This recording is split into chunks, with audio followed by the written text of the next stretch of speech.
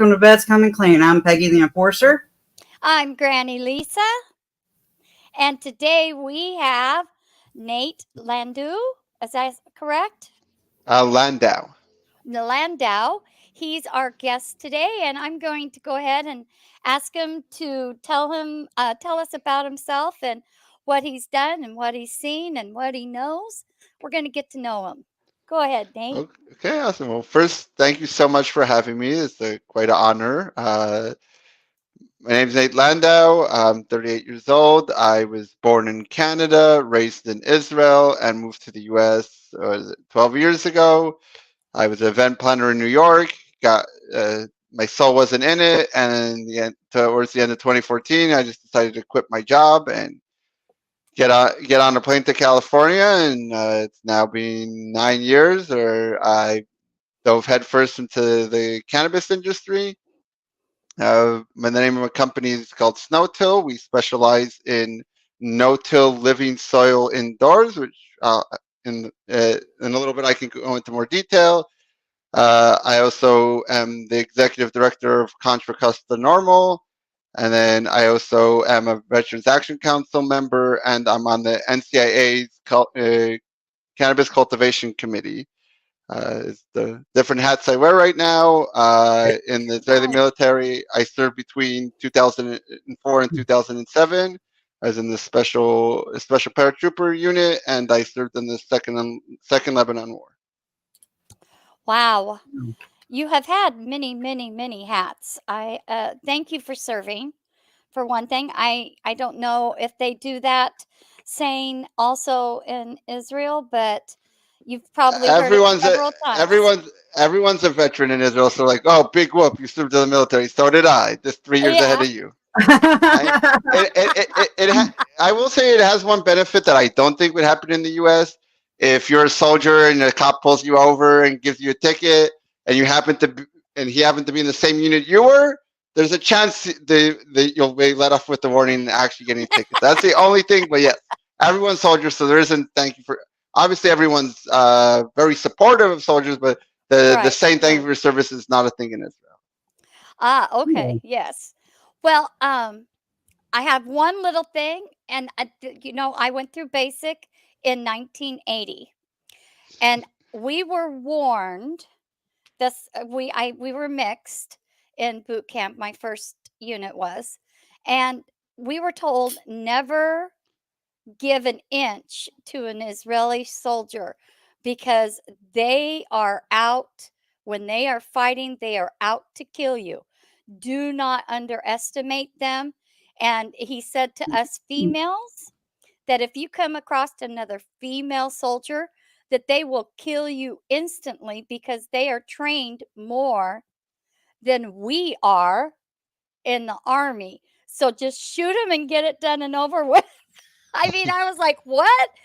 But I mean, so I got the feeling that you guys really have some intense training over there. Like everything, it depends on the unit.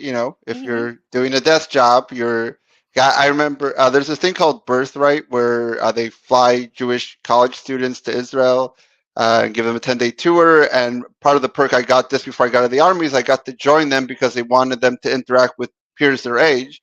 And the girl in my unit that her job was security clearance, and she was 4'9" and like 95 pounds, and there was a football player that was triple her size, and he just gives her one look and told her, like, you can kick my ass. He's like, I'm the size of your leg. No, I cannot kick your ass.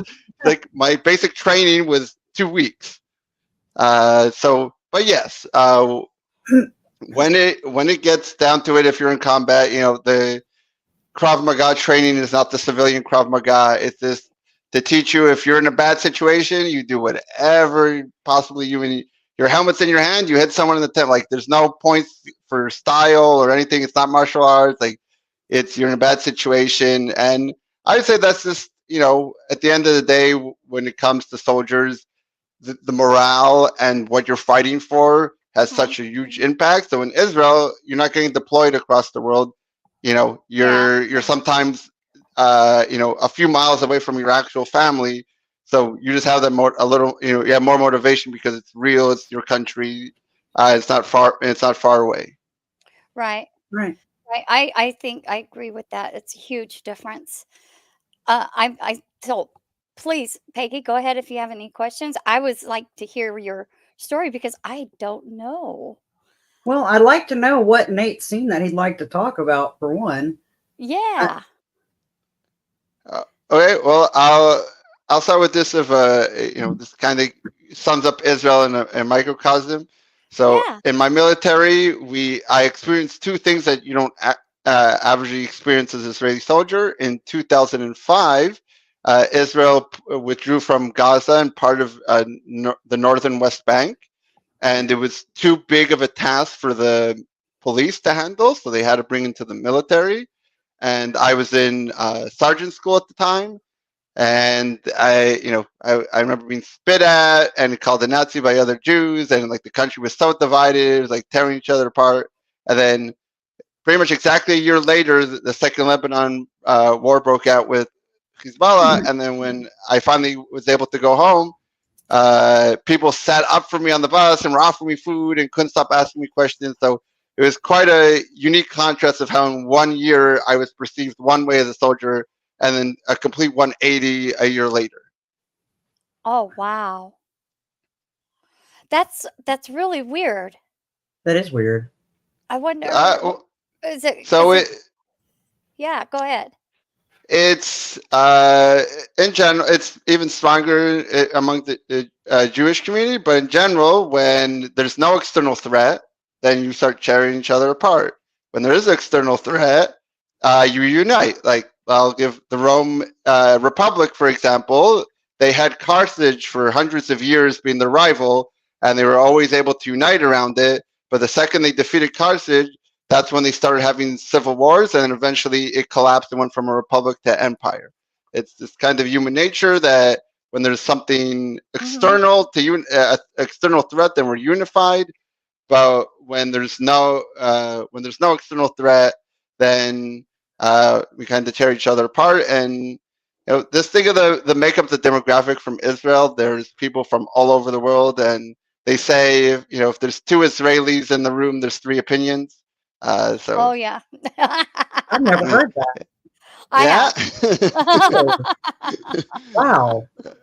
Yes, I we're have. very opinionated, and Hebrew has a very small vocabulary. So vocabulary shapes your culture. So because there's pretty much only one way to say stuff, people are very direct. Where if the English is on the other side of the spectrum, which is such a vast vocabulary that there's 7 ways to say stuff, that especially Americans are less direct when they're saying stuff.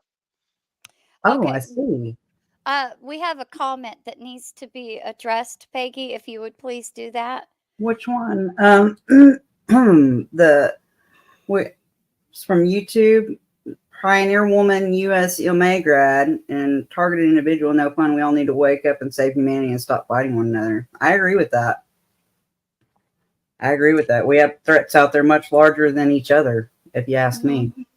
Much larger. Oh, 100%. It's so easy. I think the algorithms with social media are reinforcing it. Like to hate each other. Like I think the statistics is only about like 8% on the far right and 8% on the far left. Like are getting all the social media attention, and most people, especially in the U.S., are apolitical. They don't care. No. What happens in Washington D.C. has no impact. If you live in a small town in Idaho, you'll care about your mayor, care about that. So, but obviously those are just ordinary people. They don't create headlines. So yeah, definitely the social media, especially, has created a conquer. And yes, I'm a veteran, all that. I am first and foremost promote peace. If I'm not naive. I know, unfortunately, there's still needs for military in the world, but I definitely yarn and hope and push for a day where we don't need military. Oh, and also, AM, just to let you know, how was that funny? Veterans, we always tend to laugh when we're talking about war. Okay, it's just a way of us dealing with it so that it's not so overwhelming. and you will find it with a bunch of men that are together, and they're talking their BS about it. They'll be cracking jokes right in the middle of anything. It's just a coping skill. It's no disrespect about the None. situation. It's just what veterans do as a coping skill. Okay. So, us making, how is that funny? It's not funny, but Mm-mm. we're making it something funny. And then, Absolutely. yeah, so I just wanted to clear that up because she was, I took it as like she was maybe like, why is that funny? But do you live in Idaho, Nate, or No, I California? especially do. I live in the Bay Area, California. Oh, okay. I Oh. thought you said California.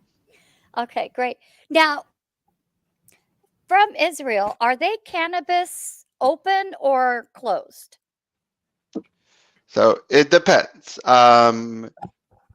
As we know, Rafal Meshulam was the first one to isolate cannabinoids, and there's definitely Israel was the first country to administrate cannabis through the volcano machine in hospitals. So on that aspect, definitely cutting edge. But this is something when I'm talking about cannabis is there's usually a big disparity of what like the law that passed said and the actual reality of patients having access to it at a safe, affordable thing. So the 8 largest producers of medical cannabis in Israel are under a class action lawsuit for lying about pesticides and potency. And actually, Israel is the largest importer of medical cannabis in the world right now. They surpassed Germany. Uh, so, and it actually has to go through radiation remediation because they don't have any protocols yet for importing it. So it's a food safety thing. And I found out my friend from Colorado went to go visit Israel and he was able to get some medical cannabis. And he's like, so weird. There's no smell. And they have 2 THC percentages on it. I'm like, interesting. Let me look it up. So the gamma rays kind of nuke all the terpenes out of it and it messes up with the cannabinoid count. But the unfortunate thing is if you do that, then you can sell moldy and powdery mildew cannabis because now it's been irradiated. So I don't think there's any studies yet, but I really don't think Mm. radiated mold is good to put in your lungs. But whatever, this is Yeah. the growing pains of figuring it out. They passed a decree bill in 2019 that wasn't as harsh, and they were about to start having export, but Israel had 5 elections in the space of 2 years, so and there's other pressing things, so they almost got there, but not quite. Are you familiar with the messaging app Telegram? Yeah, I am. Granny, I invited to Telegram, but I don't know if she's gotten on it and I messed do around. have I do have Telegram. Oh my gosh, yes. I just don't know how to use it.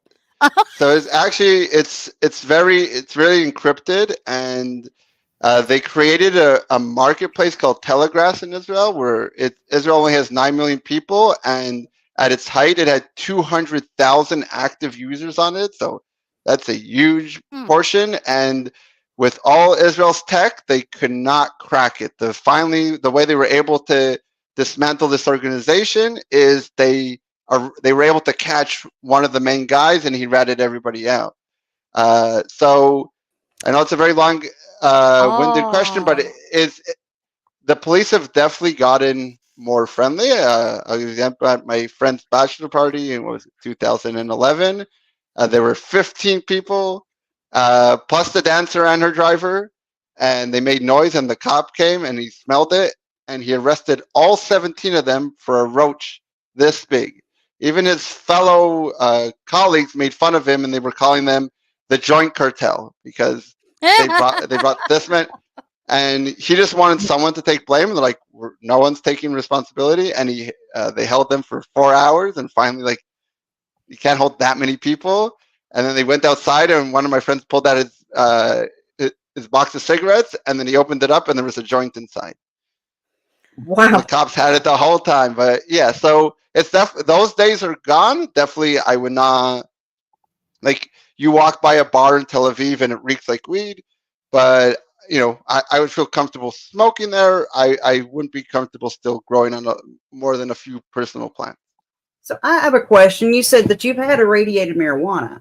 I've not had that experience yet. So I want to ask you, I've noticed with the food, irradiated food, if I get food from a large corporation that irradiates their food, and I get the same type of food, organic, grown, from a local farmer, I have to consume twice as much of the irradiated food to get full and feel like I'm getting the nutrients from the food as from this farmer.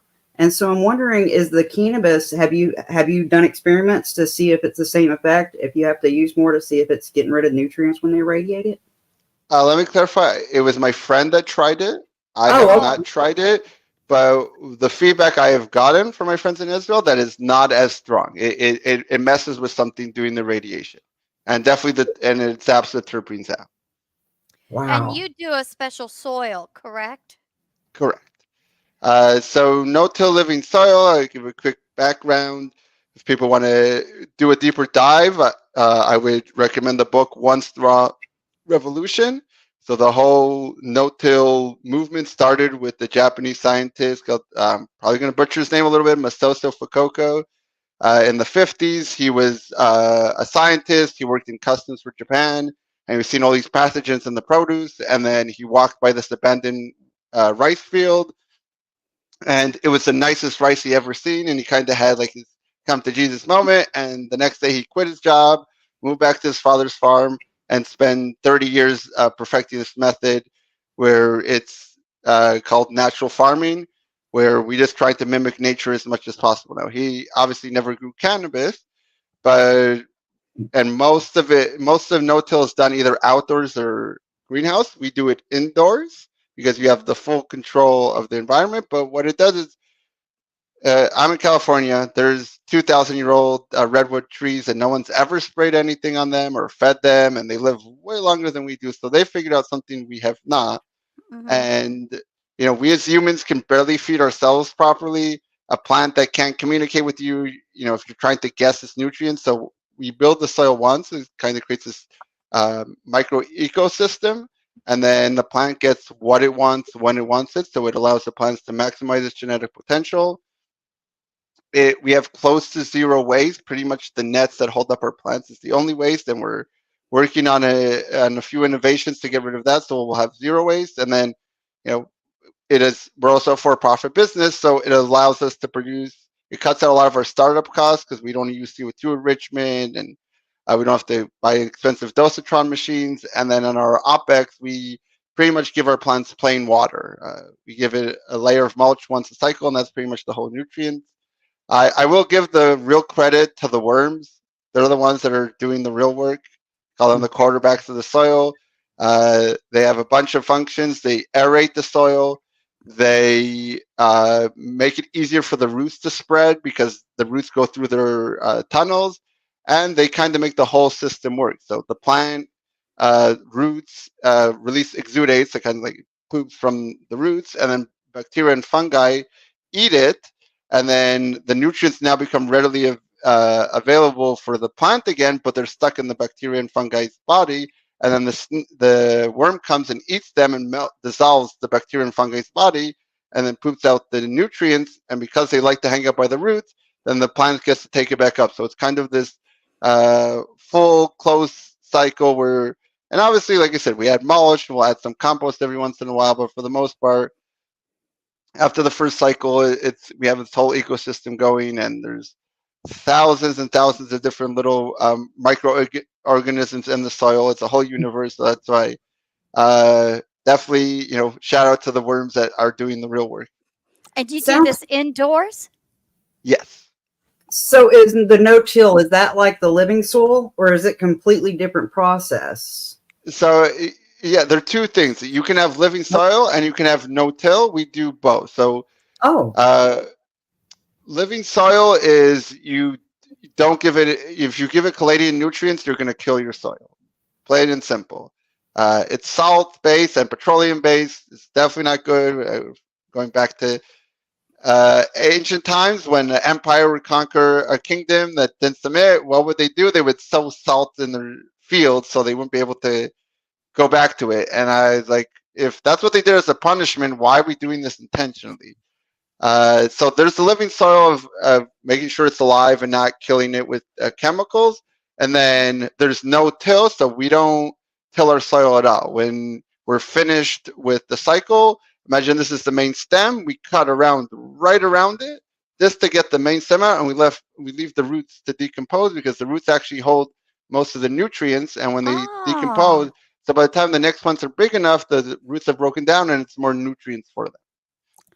Oh, so you're not using wow. the roots as more to do more medicine. You're using it to help with the fertilization process. Hmm. I like that. Mhm. Yeah. It's kind of like the farmers that you would do one field one year, give it a break, and then, okay, but you're doing Proper. it in a whole different, quicker way. Yeah, we get 4 cycles a year because of that. Bring Wow. down. We're working on one strain that's only 7 weeks of flower. Now in our new facility, where we have new tech and everything, we're trying to get 5 cycles out a year. Wow. That is so cool. So Now, is cannabis compared to other crops? I know a lot of crops, reason they have to do the crop rotation is because it depletes the nutrients in the soil. Does cannabis do the same, or can cannabis help soil? So cannabis, and especially hemp, I forget the exact terminology, but they absorb a lot. So that's why they're using hemp and oil spills and stuff like that. So definitely, and it depends oh, on the strain. There's different. Some strains take more out of the soil or not. That's why we do the mulch layer. We do a dry amendment top dress, and that's why all the leaves and stems and everything, not only to the roots, but all the leaves and stems that we don't use, goes back to the soil to help feed the nutrients. So yes, you're right, but as long as you maintain the soil and do these minimum additives. We in my backyard, we have soil that's 7 years. It's over 7 years old. It was in our mother room for 6 years. So mother plants never go into flowers, so they take a lot less nutrients out of the soil. But after 6 years, we decided to replace them. But my fiance has gotten 5 cycles of produce out of it, and almost pretty much giving plain water. wow. Wow, that's impressive. Because I know a And lot of people have to use a lot of fertilizers and stuff when they're growing, and that's awesome. I wonder And if it's the nutrients are in there from the cannabis into the vegetables too. it could be there's definitely a symbiotic relationship, and that's the thing. Nature, we always think we know better than nature, and it's always when we go against nature we lose, and when we work with nature we win. It's nature will always it might seem like we're winning for a split second, but Mother Nature was here way before us, and she'll be here way after we are, and we got to learn Yeah, to work with her, not the other way around. Right, I absolutely. agree.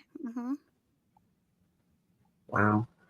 So, you work with the Veterans Action Council. How long have you been with them? I've been with the Veterans Action Council from May of 2022, so we're coming on a year and a half now.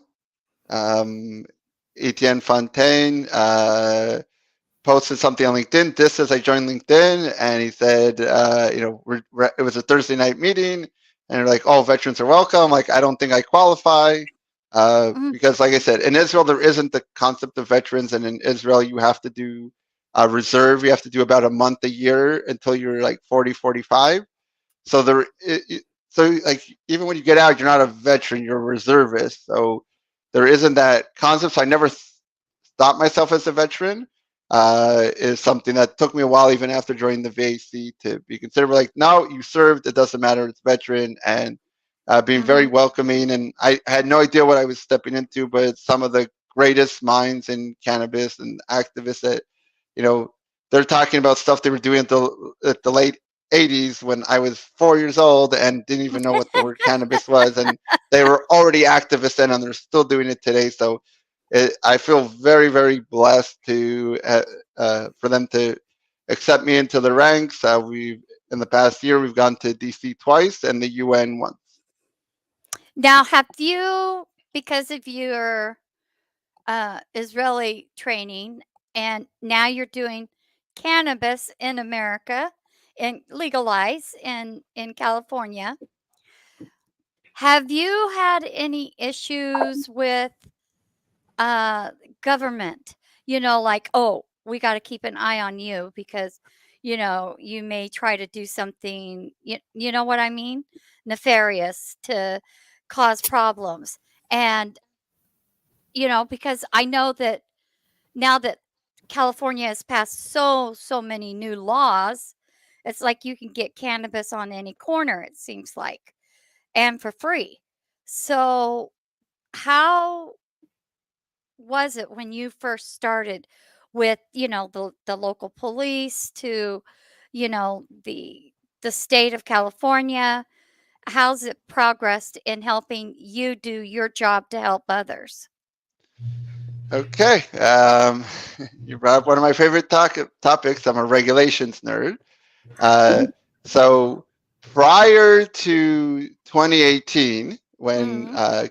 California legalized it for adult use, when I moved here at the beginning of 2015, it was actually amazing. It was unregulated. You showed up to the dispensary with your product. They liked it. They paid you. They didn't like it. You went on your way. And within 2 months of moving here without knowing the soul, I had a 10-acre farm in the Emerald Triangle in Trinity. Uh, that was amazing. But I remember when I've moved around a lot. So when I live in small towns, I actually like reading the local newspaper because they don't care about national, like at the beginning, they don't care about national headlines, but you learn so much. Like that local newspaper would print every single call the sheriff got. Always just Exactly. things. So I wanted to, it was my way to really get to know the community. And then one day I pick up the paper and it says marijuana on the front page. I'm like, wait, what? I got to look into it. So that 2015 is when California's government finally got around to regulating medical cannabis. So that's kind of like what started getting me into following this stuff. And then I realized that it's a matter of time until these laws are going to impact me. But then once January 1st, 2018 came around, then it was a complete 180. And California's motto is, why be difficult? With a little bit of effort, you can be impossible. And yeah, like, you're not going to be convicted of a felony, but the amount of regulations that they put in California is insane. I think if I was trying to set up a nuclear reactor laced with arsenic, I think I would have an easier time than just growing some plants. So in California, it's a dual license. So before you can even talk to the state, you have to go through your local government, which the thing changes a little bit, but I think till today, 65% of counties and cities in California do not allow any kind of cannabis businesses in their jurisdiction, and cultivation definitely in cities. If they'll allow distribution or a lab testing or a delivery service, but cultivation and storefronts is something that usually, even if they do allow, is not allow of it. And then the local government, a second ago they told them it was illegal, and now they have to regulate it. And people are bureaucrats for a reason. They have a certain personality type, and they're in the late 50s, and now you're telling them they got to do 180 on this. So I've definitely have gone to a lot of public meetings and try to educate as best as I can. But yeah, you kind of have to fight to do stuff properly, because the lawmakers are never going to change it. They have no idea what they're regulating. They're just trying to pull from other industries and do the best they can. And they're not always doing it. Some are doing it maliciously, some aren't. They just don't know. So you have to be out there front and center, because Etienne Mm. Fontaine would say, if you're not at the table, you're on the menu. So Mhm. it's really important. So I haven't any run-ins with law enforcement, but navigating the bureaucracy is a full-time job, and it's really, really, really annoying and unnecessary. And the people that get hurt the most are the small mom and pops that held the industry on their back for decades, especially in the 80s when Reagan sent the military after them, and they still held on and had kept all the genetics that we enjoy today, and they're getting pushed out because you have this small farm in Mendocino. You have to be ADA compliant, so you have to spend $1.5 million paving a crazy stretch of road, so someone to make your farm ADA compliant. Like no farmer's going to Okay. have that. So That doesn't make sense because people can grow tomatoes and other plants that have arsenic in it freely, and arsenic's a known poison that kills people. I'm prior law enforcement, so it just baffles my mind. Where's the logic in their dictatorship that they're doing with cannabis? I mean, it's a plant, for crying out loud. A plant that, if the birds were to eat the seeds, would start propagating naturally everywhere, and you couldn't control it anyway. There is no logic. Like, we don't use pesticides, but I still have to take a 20-hour course on the application of pesticides. And I'm like, but we don't use these. Like, do you want your permit? And I'm like, yes. They're like, take the course. So I'm taking the course, even though it's unnecessary. So More money for them? Yeah, it's $1,000 course. So yes. Good grief. There's a lot of people that are good at growing and have green thumbs and could probably flourish in this business, but with entry fees like that for the courses, I don't see how anybody can make a business and that's coming from nothing and make something out of themselves. That's not very fair, if you ask me. No, it's not. You know. But they make it sound like California's open. Marijuana's everywhere. Come and be with us. We're, so that's why it's always, that's why I like traveling, is because you can, as much as you read, until you are on the ground and speaking to locals, you're never going to get the real picture. Again, the disparity of, like, weed is technically legal medically in the UK, but it's unaffordable. There's very limited supply, and it's unaffordable to the vast majority. The NHS, their federal health program still hasn't approved it after 5 years. So the people that are getting access, they're paying a ton of money privately because they have to comply with these really expensive import complicated rules. So yeah, no, California, is it everywhere? Sure, there's a very, because of all these regulations, I would say about 75 to 80% of all cannabis transactions still happen on the traditional market in California. And, you talk to your plumber, you talk to your electrician, your bus driver, they all have a few plants at home. Yes, on that thing, it is very prevalent. Almost everyone you run into either is growing or has grown, and, you smell it everywhere. And it's definitely, a lot better than some other states in the U.S., 100%. And, we have a ton of innovation and great quality products and everything. But yeah, it's definitely, as a consumer, you're really screwed because you pay a minimum of 25% tax. And it can, depending on the local government, because our local governments have way too much power, it can go up to 45% tax as a consumer out the door. So it hurts you as a consumer, and then as a business owner, with all the taxes and regulations, it's not as open as they make it seem to be. Wow, that's outrageous. It makes it almost unaffordable. I mean, to be honest, it makes it to where you'd almost be cheaper to grow your own. That's wow. That's unreal that they've added so many. It's like everybody wants a piece of the pie, but this is something that Mother Nature provides for free if we didn't have laws regulating it. Yeah. I really wish we took a page out of Thailand's book. The day they legalized it, the government gave out 1 million plants to their citizens. They're like, grow it like garlic in your backyard. Oh, I love that. I mean, we all have endocannabinoid systems. It would make sense to have something like that happen.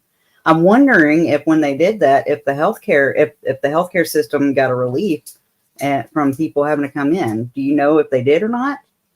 I don't know about Thailand in particular because most of the religious they put out is in Thai, which I don't speak. And so I get my I have one friend that lives there that we don't speak that often, so I get my updates from him. But there's definitely, like in Colorado, they definitely saw a decrease in beer sales and alcohol sales.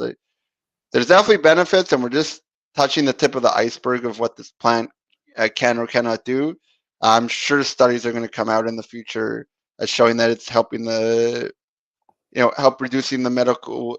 I think especially with mental health, it's definitely going to have a good impact. But yeah, I thought it was just very interesting because of how the perspective of it. I went to Las Vegas not last month, and we were coming out of the Paris or something like that, the hotel there.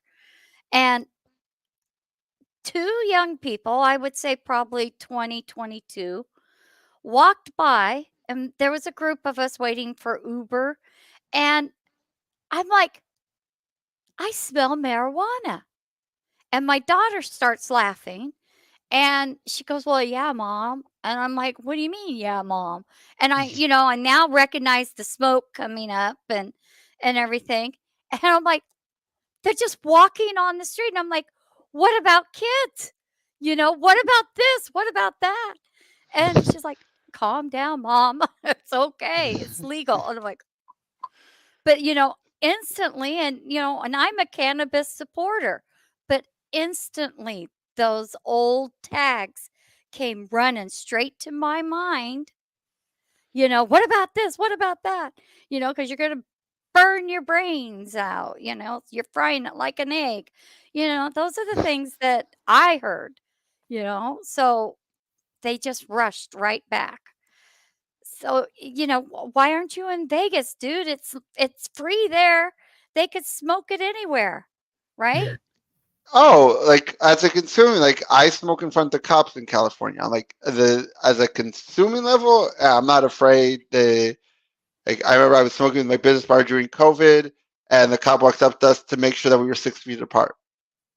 Well, Oh we're my hugging in the gosh, joy. Yeah, that's so yeah. That's weird. awesome. But I mean, Uh, is it growing harder in Vegas than California? oh yeah, much harder. It's triple digits, Oh temperature my wise gosh. throughout a big chunk of the year. Right when I was starting with my current business partner, we did there was a half opportunity in Vegas, and we were contemplating it for 2 weeks, but then we just started researching the weather patterns. I'm like, oh no, no, no, no, no. Plus, they did something I haven't looked in Nevada's laws in a while, but they were grandfathering in all the medical businesses first, and only if the medical businesses couldn't keep up with the demand that they would allow recreational. So it was very hard to find the license.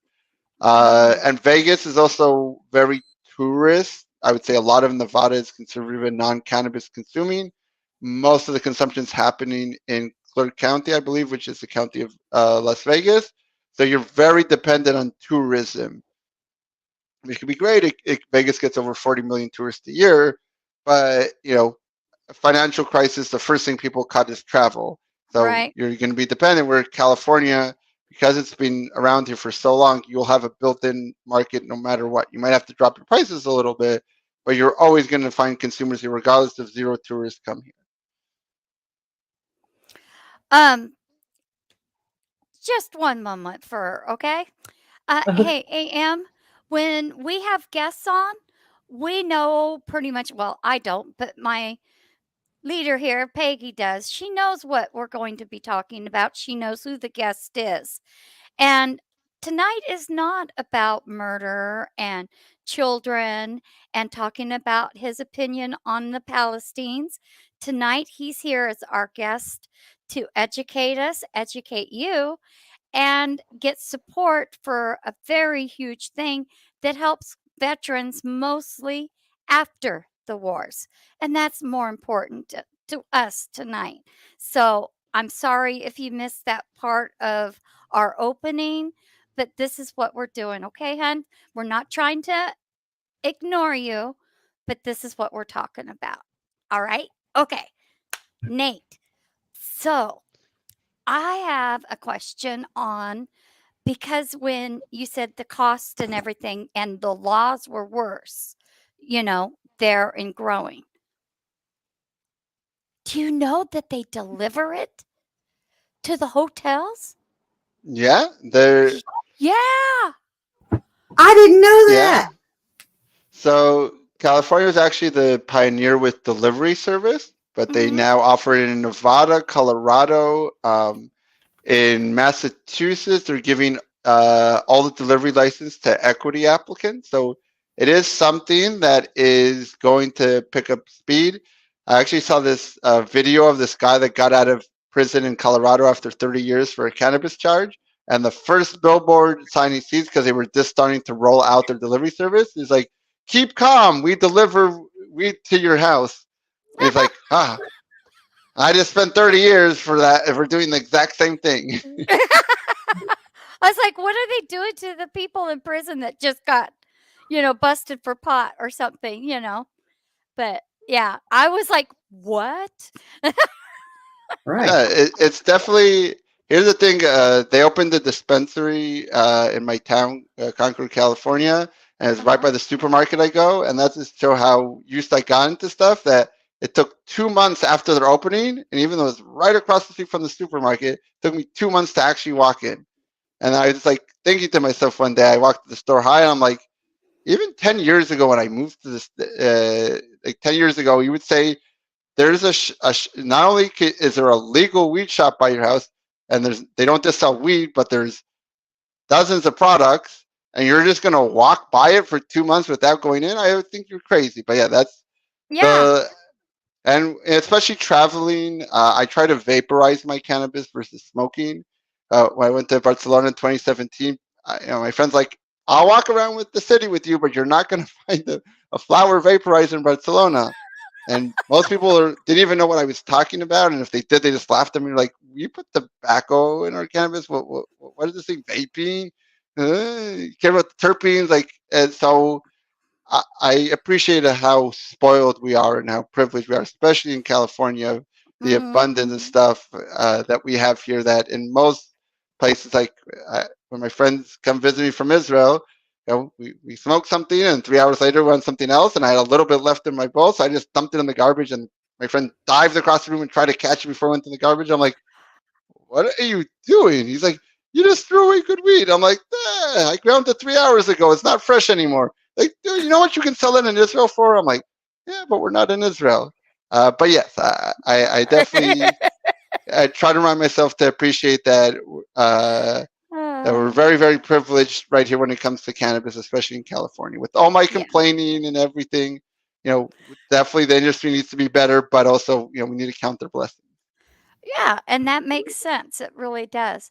Now, did you have any uh, uh, accidents? I know you guys don't like to say yay or nay on these things when you were paratrooping. Like when I actually jumped out of the plane. Mm-hmm. When So you were I doing that? So I actually did not. I missed jump school because I got injured the night before jump school started. So I'm a Oh, paratrooper that I've done skydiving as a civilian, but I actually have not jumped out of a military plane. that's Um, funny. Now That that's a is good funny. story right there. That's funny. I love it. I love it. But usually, most guys that are paratroopers, have had something, that they got hurt on, something that's silly that they never thought about. yeah, And so, it did happen to my teammate. So when jump, your first couple of jumps, you have very little gear, but by your fifth jump, they want you to be able to jump with your whole gear. And here's the machine gunner, and we don't know how this happened. And luckily, he was on the first group out of the plane. So it's try to imagine like there's this big sack that's attached to your chest, and the second you get out of the plane, you have to press the button, and then it kind of like falls down. And whatever didn't work, the whole sack just fell off from 1,200 feet. oh no. And So is that the we had pilot chute that pulls out? Is that when you press the button? Is that the pilot chute? The chute that jerks the rest of the parachute out? I know that's once your chute's open, you have to press this button to let the sack that's holding all your equipment down, so it doesn't throw off the aerodynamics of you landing. And with the second he pressed that button, instead of it just dropping between his legs, it just fell off. And luckily, he was the first wave out, so it didn't hit anybody. But we had to stop the entire operation. It was the middle of the night, a desert, and we just had to search for this bag, and we finally found it. And it's a Belgian machine gun, and it bent the barrel. And when we took it back to the armory, the guy's like, "I've been doing this for 20 years. I've seen a tank drive over this barrel and never seen it bent." Wow. That's incredible. I've heard stories of people falling out of airplanes and their parachute's not deploying and them surviving. So the fact that it bent that metal, holy cow! Because I've used in the military, I was security forces, so I've fired the 240 Bravo and the M249 machine guns. So I know how big those and heavy those machine gun barrels are. They have to be thicker to handle that heat of the ammunition going through. Holy cow. That is crazy.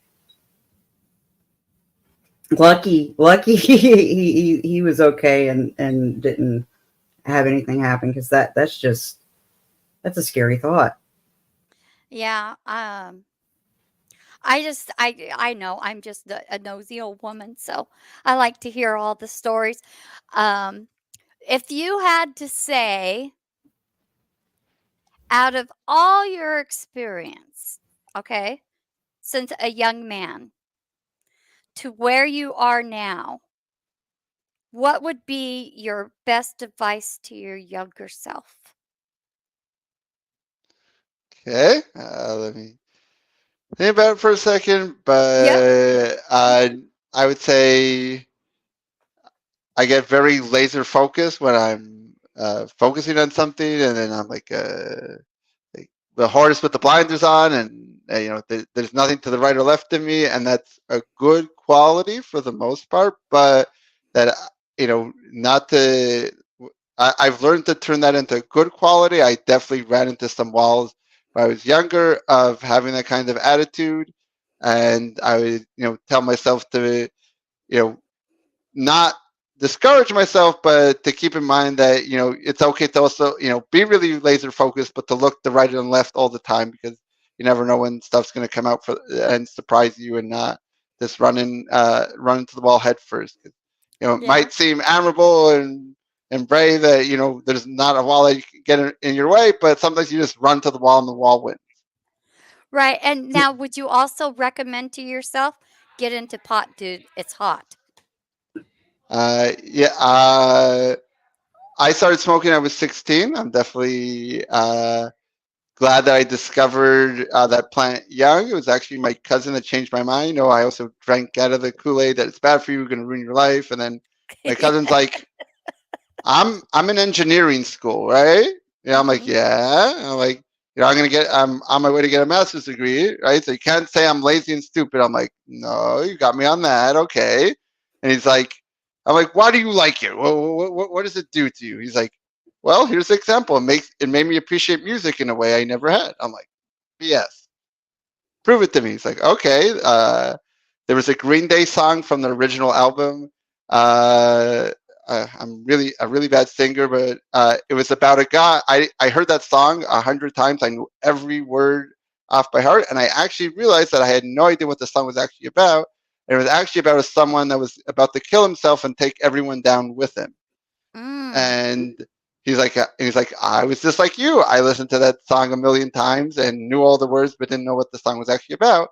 And that I would say was the first crack in my prohibitionist mindset.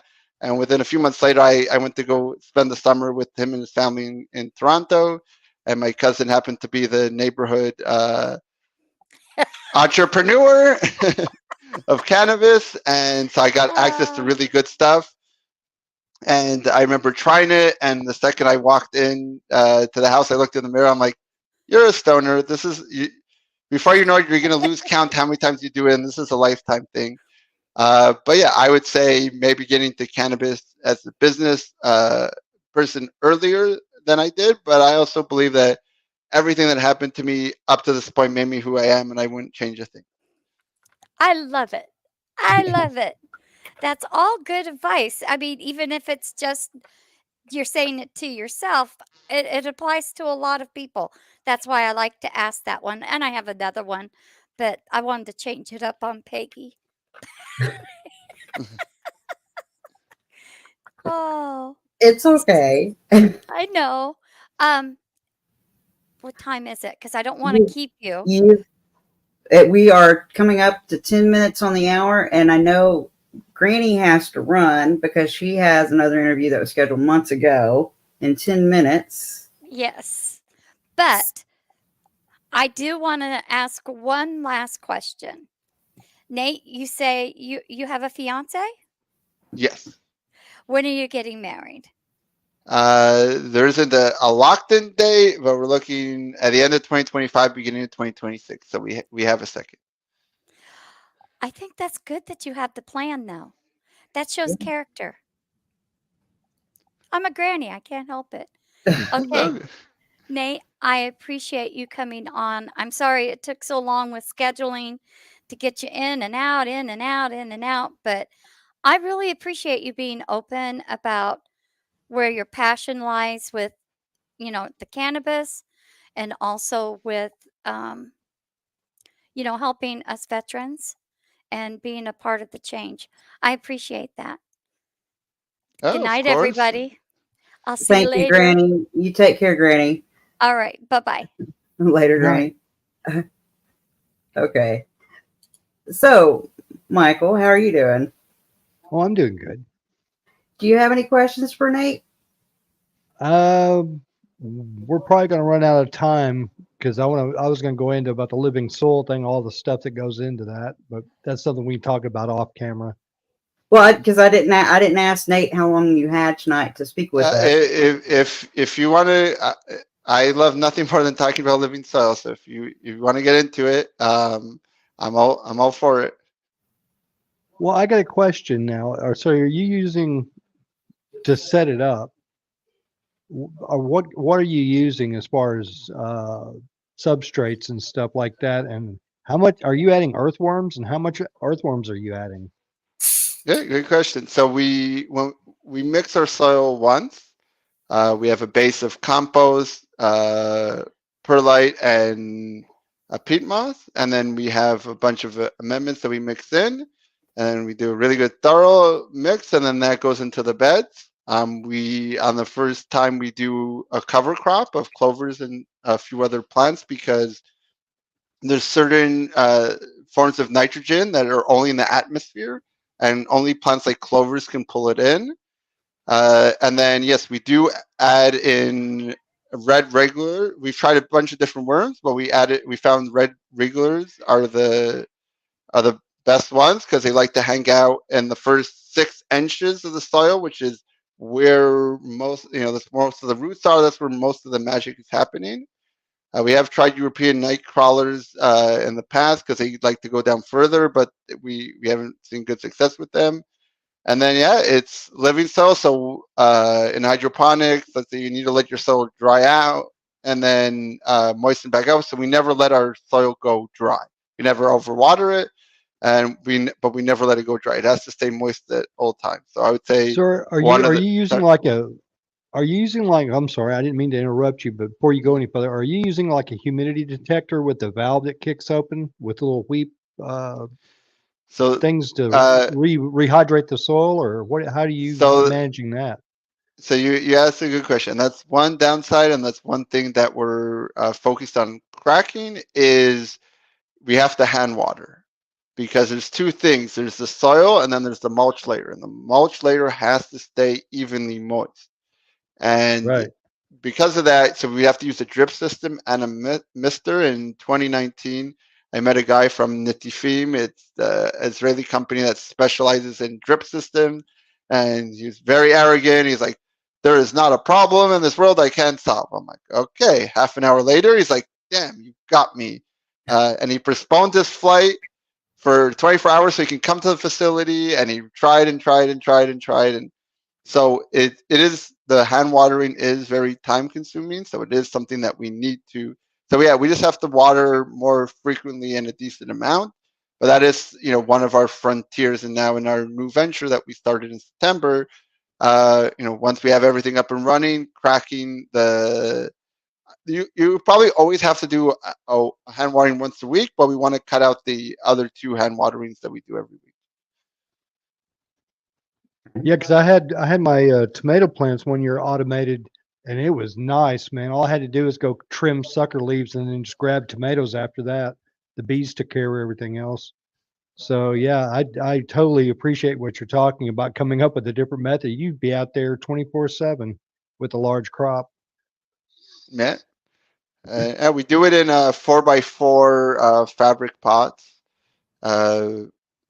We just find like any smaller than we've grown in smaller mediums, and we feel like the ecosystem that supports the whole plants is just not quite big enough in any medium that's smaller than 4x4. We have about between 100 and 120 gallons of soil in each bed. Okay, Wow. so you're talking about a 4x4 actual square. So that's 16 square foot, more or less. Yeah, and 1.5 feet tall. Wow. Wow. Yeah, no wonder those earthworms are loving it, man. All that free space to run. Yeah, and they're the top dog. They have no predators coming at them, and we, try to make the room perfect conditions for them. So they're loving it. Like we put, so yes, how many? We put about 10 per bed, and within 6 months, there's hundreds in each bed. Really, they Wow. reproduce that quickly. Yeah, Yeah, once 'cause they me and realize. my wife. Yeah. Go ahead. I said once they realize that there's no predators and like this is their space, yeah, they go crazy. Wow. Yeah, because me and my wife are starting to grow our own vegetables, and I was talking to her about how we were going to either I was going to run hydroponic or do like a living soil system. And the more I'm looking into it, the living soil system seems actually doesn't have as many hazards to run into as the hydroponic. You can make Yeah. mistakes real quick with hydroponic and just kill everything. Mm-hmm. It's kind of like the plants are on life support, so you have to, on a commercial scale, humans can't feed the plants anymore. They have to have this really complicated machine do it because on some nutrients you have to be accurate down to the millimeter. Like you give a millimeter too much or too little, and you can mess up your plants. So Right, yes, that's it's what that definitely dose meter's about, isn't it? yeah, it's definitely not forgiving.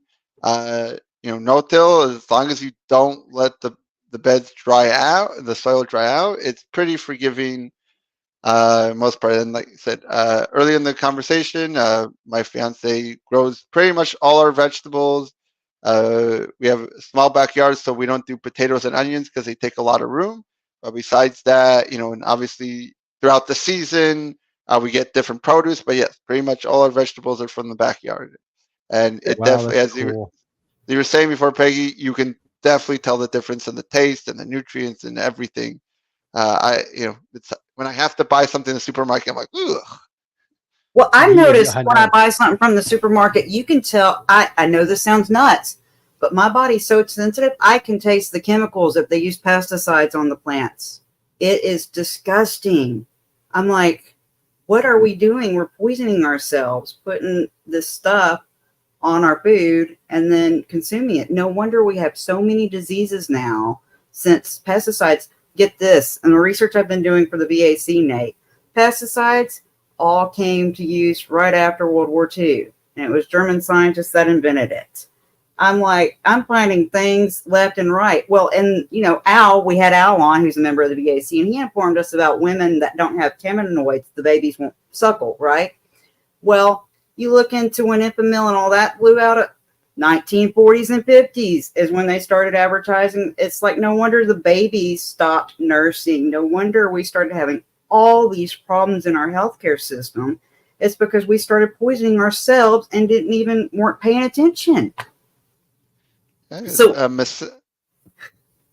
do y'all use I know some growers use ladybugs and stuff to keep pests down. Do y'all use anything natural or? Yes, we have tried ladybugs in the past.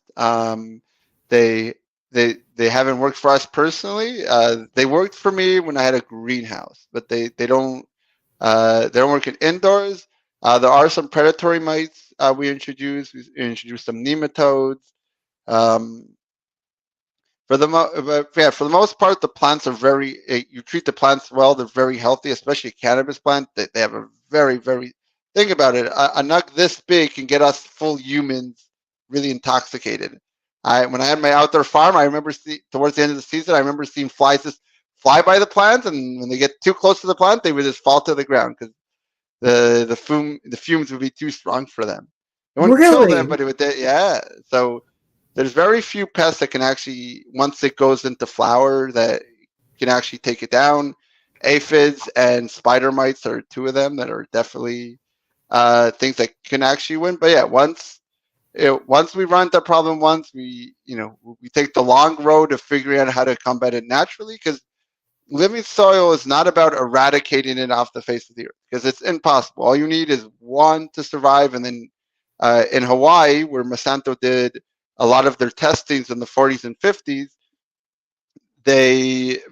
Hawaii, even though it has a great climate, imports 90% of their produce, because I talked to a breeder there and they call them Monsanto bugs, but there's nothing chemically that can work on them anymore, because they've evolved to absorb whatever. And he says only through biologicals, and that can take years to get out of his garden. So yeah, it was a whole green revolution to make us, up nutrition and everything. But there's a great book on this called Dirt, where this author, David Montgomery, shows how civilizations that treated their soil like dirt collapsed quicker than the ones that tried to practice regenerative. Because you're imagining before, Peggy, that there's the soil is the soil. It doesn't have endless amounts of nutrients, and that's why you have to do crop rotations and doing all these things. Where when you're just doing monocropping, you're setting yourself up for failure. Traditional agriculture now accounts for 25 to 30% of greenhouse gas emissions, because they're all petroleum based. And the reason why they did in the 40s and 50s was we had all these munition plants that now have no use, but they're already good with using petroleum for stuff, so they just retrofitted them to start producing our chemical fertilizers. Now, it existed before, but that's when it really started blowing up, was the 50s. Wow, more stuff after World War II. So I've got a question. Since you're in California, and I know you probably know people that are have licenses to grow mushrooms, psilocybin. Now, I'm not well versed on soil and stuff, but I have read that soils that's in forest is rich with the fungi, and would it benefit growing the two together? So you're right. So soil is either fungi dominant or bacteria dominant. The fungi prefers green, so that's why you said forest. So when it's forest waste, where brown stuff like hay and stuff like that is more bacteria. When you're growing mushrooms, for psilocybin, people usually do it indoors, because the bacteria and fungi, when they're small, they really fight for food, and the bacteria will usually win. So you have to have a pretty sterile room. So we have both in our soil, but I would say our soil is more bacteria dominant than fungi dominant, because cannabis just likes the bacteria dominant. So yeah, you couldn't grow both of them together. And to clarify, the psilocybin is not legal in California. The only state in the country right now that is legal is Oregon. And about 3 or 4 months ago, they gave out the first mushroom business license to business in the U.S. ever. What parts of California have done, they decriminalized it, so it kind of makes this gray market. So there's definitely stores you can walk into and purchase it, but it's done kind of how cannabis was in the early medical days, where don't ask, don't tell. See, I didn't know that. Reading stuff online, it's blurry, and that's why I was asking, because I know since both have been outlawed since World War II, I'm like, wait, could this be the bigger picture of what's wrong with our ecosystem and our environment everywhere? Is we remove the two things that help regenerate the soil, and everything else grow and flourish, and not just the soil, but the animals worldwide as well. And so that's why I was asking, because I've never grown either. I've never actually seen the psilocybin mushrooms grown. I've seen like chanterelle and other mushrooms growing on the trees and stuff in the woods, but because they eradicate everything, I was curious if if those could be two major problems that are causing ecological system failures. And since you said the Monsanto, the bugs have started overcoming that, it's like nature finds a way to overcome every time we do mess up, but at what cost? Yeah, and nature has never dealt with at the rate and scale that we're doing it now. It's never had to do with it, because it's a whole symbiote. You mentioned animals, like their manure is a really big component of it. again, of making nutrients readily available. So it's really, we try to isolate stuff. That's the whole problem, is we're trying to force, growing stuff is a biological process, and we're trying to make it a chemical process, which It's not. yeah, we want that certainty of chemicals, but you're not going to get it. It's just not happening. And it's okay to know that the universe is much larger than we are, and we're never going to have even a glimpse of understanding how it really works. And that's okay. We don't need to control and understand everything. Like, internet's very convenient. Do I know how it physically works? No, I don't. But I don't need to know how the internet works to utilize the internet. The same thing. Nature is the oldest machine on the planet. That's our philosophy at work. Is instead, we like to overcomplicate stuff as human beings, and we're always trying to find ways to simplify our process and mimic nature as much as possible. I know we do it indoors, so like, kind of negate some of that stuff, but it also helps, because we can dial in the environment, and it's an ongoing process, but we're always trying to find the perfect climate for the plants and for the ecosystem. I think it's what you were telling us about the way we need to keep it. This brings back memories when I was in the military in basic. They told us, they go, "KISS, keep it simple, stupid. Don't overcomplicate it." It's like we've overcomplicated everything. Yeah, keep it simple, but execute really well. Yeah. And a lot of things that growers stumble upon, they'll spend 3 months, 5 months, or 8 months, depending on how they're in what medium they're growing it, and really grow a phenomenal product. And then when it comes to processing it, they trip there. So we, depending on the strain, we dry our stuff between 2 to 3 weeks. A lot of growers dry it in 2 to 3 days. That's wow. How do they have to use machines to dry it in 2 to 3 days? Yeah, they just turn the dehumidifiers down to like 15%, and suck out all the moisture right away. And it's at that point, it's too quick for all the chlorophyll to leave. Part of the drying curing process is you want to get rid of the moisture first of all, but then you have exchange of gases. You want to get rid of as much as chlorophyll as possible and preserve as many terpenes as possible. And when you do that flash dry, you're destroying it. Wow. It's like nature knows better than us every which way we turn. And we just keep overcomplicating it and kicking ourselves in the ass. Excuse my French, but that's the way it feels. I know for me at least. What about you, Mike? Yeah.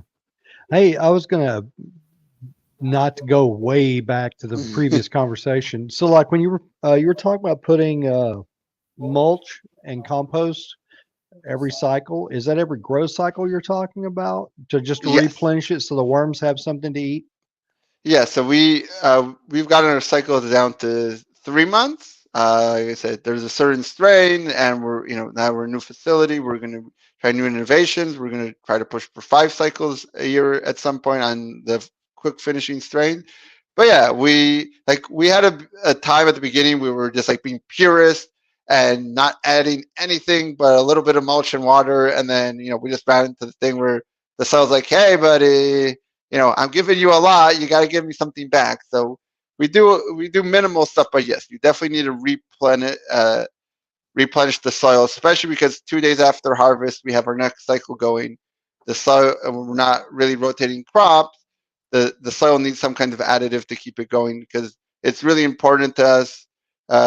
Again, a benefit I didn't mention is that the results are very consistent because we're not guessing the food amounts it wants, and it's taking what it wants. Then our oldest strain is called Go Time. We've been growing it for over 7 years, and it comes out pretty much the same every time.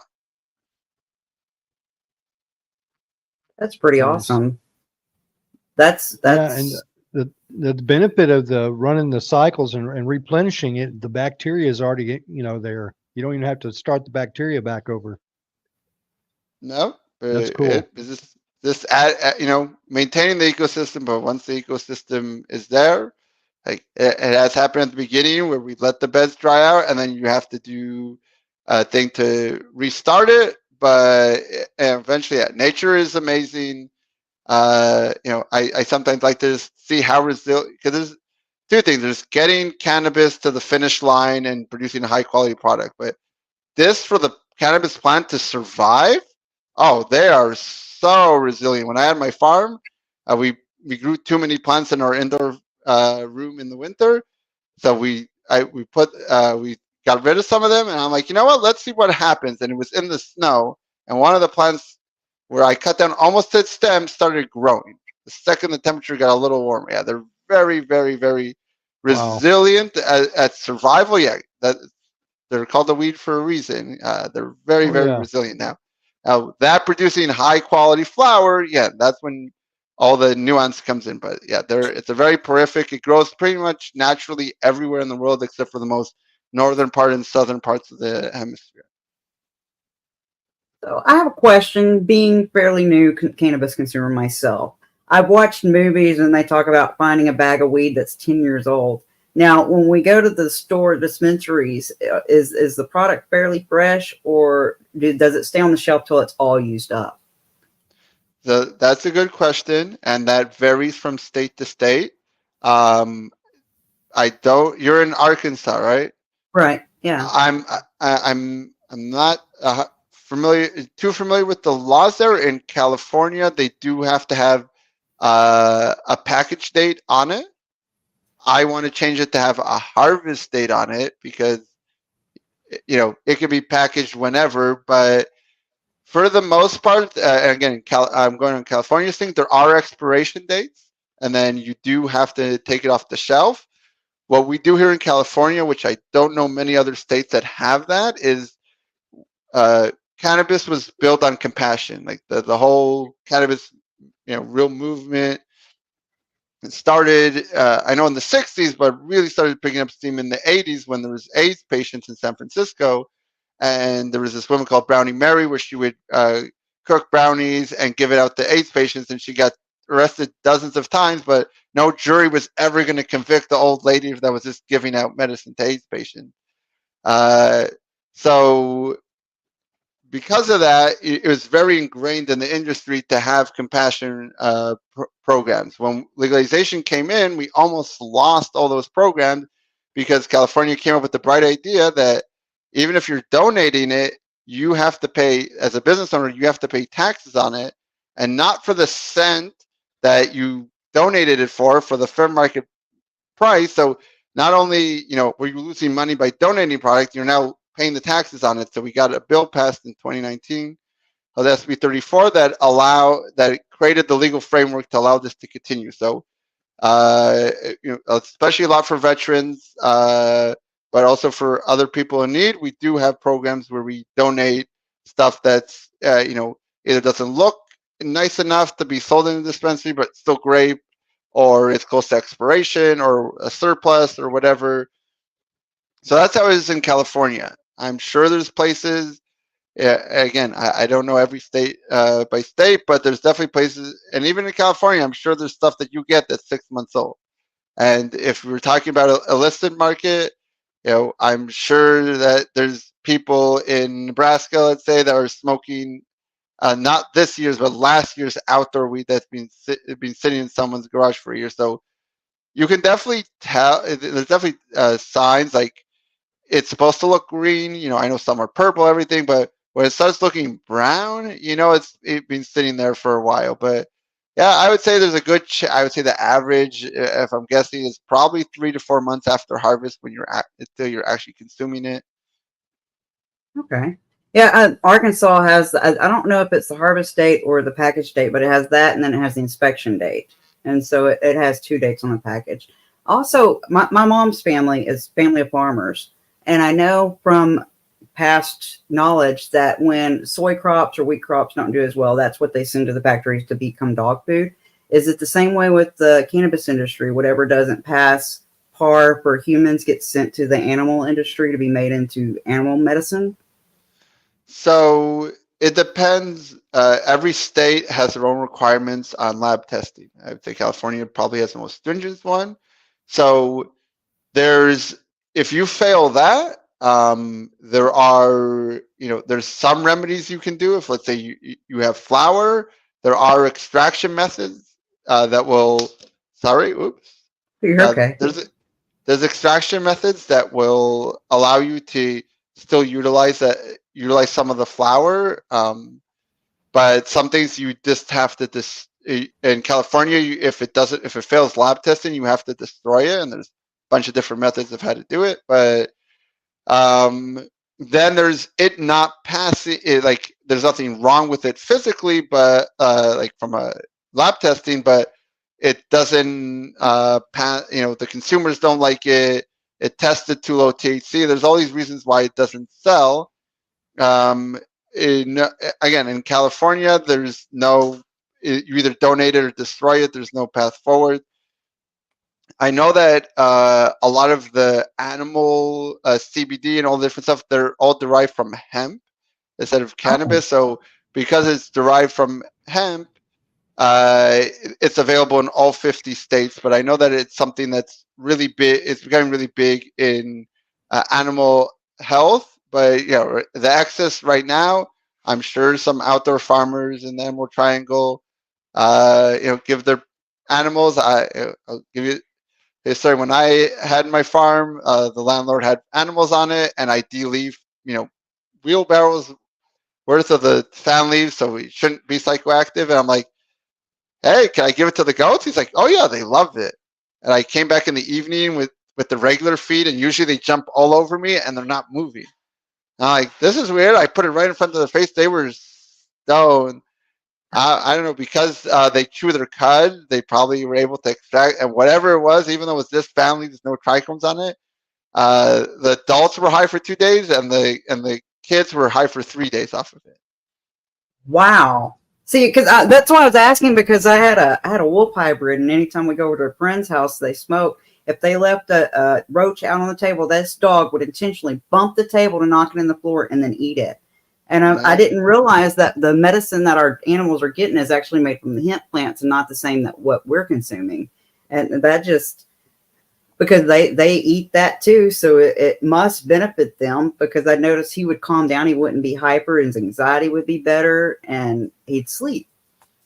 Whereas, and it'd be a calm sleep, not a dreaming and fighting in his sleep. It was a big difference when he'd do that. And so I never stopped him. Yeah, I would say my dog, my pit bull, she just loved to eat everything. And I had brownies in my, really strong brownies in my car, and I stepped out for literally 12 seconds, and she ate 3 of them. And I'm like, and I had to hold her all night because she was bugging out, because it was like, I have a very high tolerance for edibles. And one knocks me on, a whole one would knock me on the ground. She ate 3 of them. She had no idea what she did. So, it happens to dogs. Unfortunately, they get into edibles. That's why I'm very careful, but definitely in low doses. One of my business partners' dog was 13 years old and got cancer, and he was like, in doggy hospice in his house. And he definitely gave him cannabis, and it definitely helped the dog with his pain, and kind of gave him a good send off. Absolutely. I know we get the CBD, the animal chews for one of ours. She has hip problems, and it helps so much. It's night and day. She would go from limping to she's running full speed through the yard, and it's like, okay, that works. Yeah. I will have to go in a second, but it is almost 4:20 for me. So I would say let's get off in a minute. So that's always a good time to end. But thank you so much for having me. This was really, really good. Also in the future, I'm an open book. I do spend 10 to 12 hours in the facility, so that's why my communication lately has been a little slow. But you're not bothering me. Just hit me up. I will get back to you. And it's great getting to know you better. You got to know me a little better, because I just assume that everyone in the VAC just knows me really well, but I realize that, we don't do intros every time when someone like the new person introduces themselves. So, and let's say Michael Krawitz, I've been to DC and twice and Vanna once with him. We talk a lot offline, so I know he knows me really well. So I'm glad this is the way we got to know each other a little better. So, but I'm open book always. If you have any questions or anything, I'm more than happy to answer. Thank you so much, Nate, for joining us. I appreciate it, Nate. If you want to get in touch with Nate, reach out to him on LinkedIn at Nate Landau, or go to snowchill.com and find him there. And then on every other Friday and every other Thursday, we're both going to be at Veterans Action Council. If you're a veteran, feel free to join us. Is there anything else you'd like to say before we sign off today, Nate?